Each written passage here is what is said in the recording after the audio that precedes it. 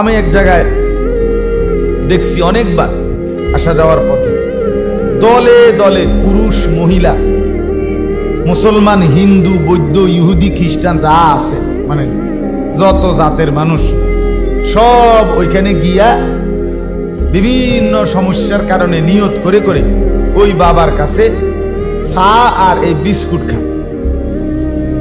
ওখানে গেলে এক কাপ চা দেয় আর বিস্কুট দেয়, এইটাই নিয়ত করে খাইতে হয়।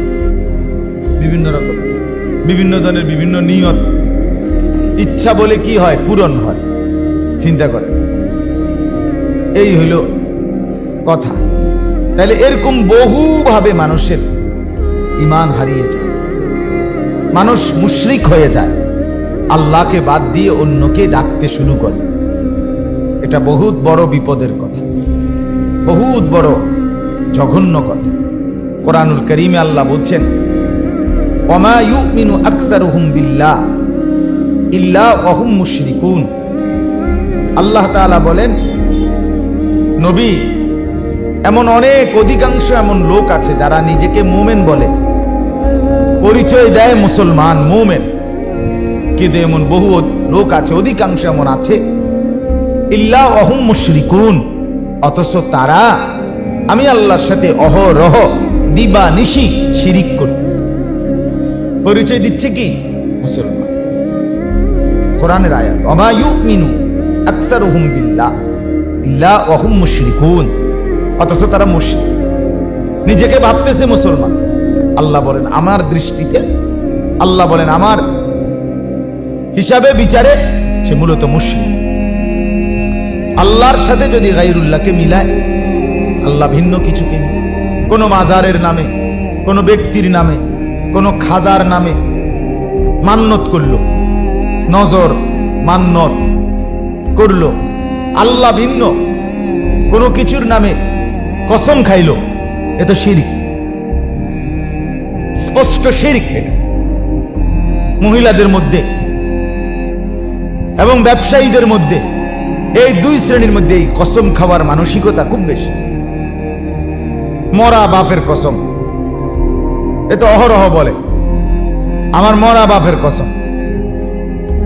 এই ফুত নাবালেক বাচ্চা, কোলের বাচ্চা, এই ফুতের মাথার কসম, জির মাথার কসম, এই মাসুম বাচ্চার কসম।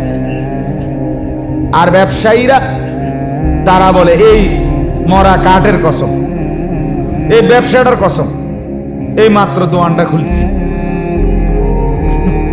এরকম কাঁচা মিশা কথা।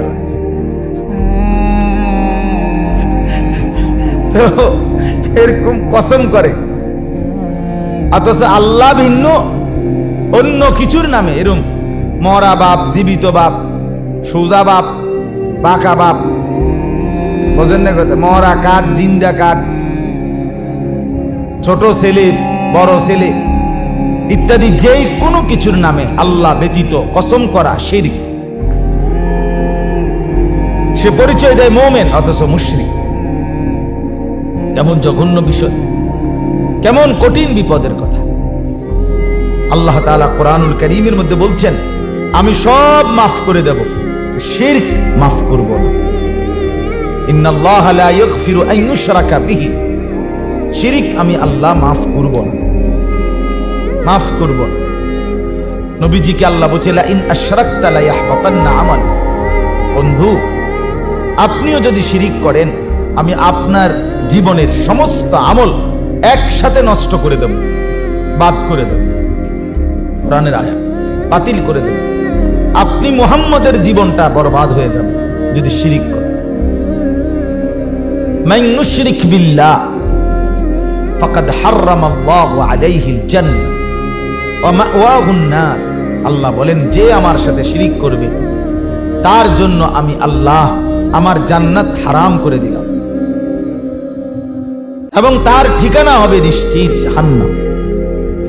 কোরআনের আয়াত এতভাবে বলছেন, একবার দুইবার না, বারবার এই কথাটা আল্লাহ তাআলা কোরআনুল কারীমের মধ্যে শুনিয়েছে।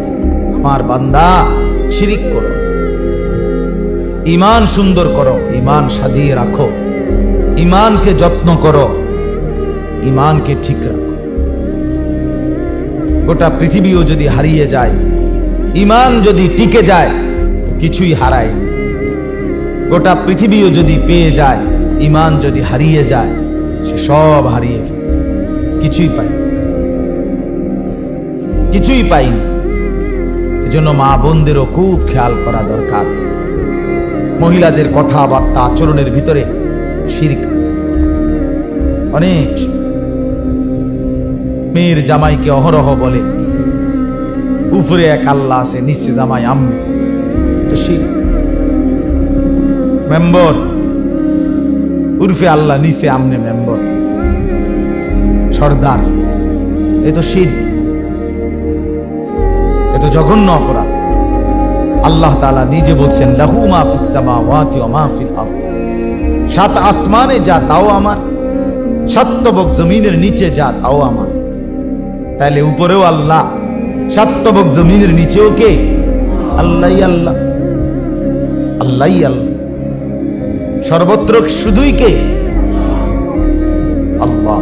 আপনি সাধারণ মানুষ, আপনি স্কুলে পড়ছেন, আপনি ছোটবেলায় পড়েন নাই, আপনি মূর্খ মানুষ, আপনি গ্রামের মানুষ, আপনি আপনার এত কিছু জানতেন, এই সমস্ত কথা হাসরের ময়দানে টিকবেন, কবরের মধ্যে টিকবে না। আপনি যে সাধারণ মানুষ, গ্রামের মানুষ, এই জন্য কি আপনি ফ্যান চালান না? আপনি কি বিদ্যুৎ ব্যবহার করেন না? তা আপনি কি মোবাইল ব্যবহার করেন না? তা আপনি না সাধারণ মানুষ বলে আপনি কিনতেন মোবাইল টিপেন? আপনি কা ফ্যান চালান, আপনি হাত পাখা দিয়ে না বাতাস করবেন? আপনি গ্রামের মানুষ, দুনিয়ার সব ভোগ করবেন শহরের সমান, আর আখিরাতের বেলা এলে কইবেন আমরা গ্রামের মানুষ, আমরা শিক্ষিত না। এই সমস্ত রঙের আলাপ, এগুলো হাসরের ময়দানে কি হবে না? টিকবে, কবরের মধ্যে টিকবে না। এজন্য গুরুত্ব দেওয়া উচিত। দ্বীনি ইলম, কোরআন সুন্নাহর ইলম অর্জন করা, জানতে থাকা, শিখতে থাকা, বুঝতে থাকা প্রতিনিয়ত মুসলমানের জন্য ফরজ। আমরা এটা বুঝলামই না, আমরা বুঝলাম ওই হুজুরদের থেকে দুই চারটা শুনেই আমরা যথেষ্ট মনে করি। না, ইসলাম শুধু নামাজ না, নামাজ, ইসলাম শুধু রোজা না, ইসলাম পুরা জিন্দেগি আল্লাহ এবং তার রাসূলের অনুগত বানানো। এজন্য শুরুতে আমার এই কথাগুলো বললাম, ওই যে সবাই দেখলাম যে উঠে গেছে আওয়াজ শুনে, এই জন্য। যাই হোক, আল্লাহ তাআলা আমাদের প্রত্যেককে শিরিক মুক্ত ঈমান দান করেন। কোরআনুল কারীমের 13 নম্বর পারা, 12 নম্বর সূরা, সূরা ইউসুফ, এই সূরার 89, 90 এই দুইটি আয়াত আমি আপনাদের সামনে তেলাওয়াত করেছি। আর অল্প একটু সময় ইনশাআল্লাহ আমরা আপনাদের সামনে এই দুই আয়াত এবং তার সাথে প্রাসঙ্গিক অল্প কিছু কথা পেশ করতে চাই। কোরআনুল কারীমের মধ্যে সবচেয়ে সুন্দর, সবচেয়ে আকর্ষণীয়, মনোমুগ্ধকর ঘটনা হযরত ইউসুফ আলাইহিস সালামের ঘটনা। আল্লাহ তাআলা কোরআনুল কারীমের মধ্যে নিজে বলছেন, নাহনু নাকুসসু আলাইকা আহসানাল কাসাস বিমা আওহাইনা ইলাইকা হাদাল কুরআন। আল্লাহ তাআলা বলে, বন্ধু, আপনাকে এই পৃথিবীর শুরু থেকে শেষ পর্যন্ত যত ঘটনা ঘটেছে, ঘটবে, তন্মধ্যে সবচেয়ে সুন্দর ঘটনা, সবচেয়ে চমৎকার ঘটনা আমি আপনাকে, আমি আল্লাহ নিজে স্বয়ং শোনাচ্ছি। আপনাকে আমি শুনাই, আপনি শুনেন। আপনি শুনলে আপনার সাহাবীরা শুনবে, সারা পৃথিবীবাসী শুনবে, কিয়ামত পর্যন্ত শুনবে। আপনাকে আমি শোনাচ্ছি, আল্লাহ তাআলা নিজে শোনাচ্ছে। তাহলে কেমন মজাদার গল্প! যে গল্প বলে কে? আল্লাহ। যে গল্প শুনাইতেছে কে? সরাসরি আল্লাহ।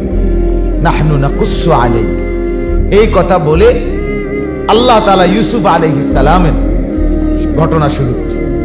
ইয ক্বালা ইউসুফু লিআবিহি ইয়া আবাতি ইন্নী রাআইতু আহাদা আশারা কাওকাবান ওয়াশ-শামসা ওয়াল কামারা রাআইতুহুম লি সাজিদিন।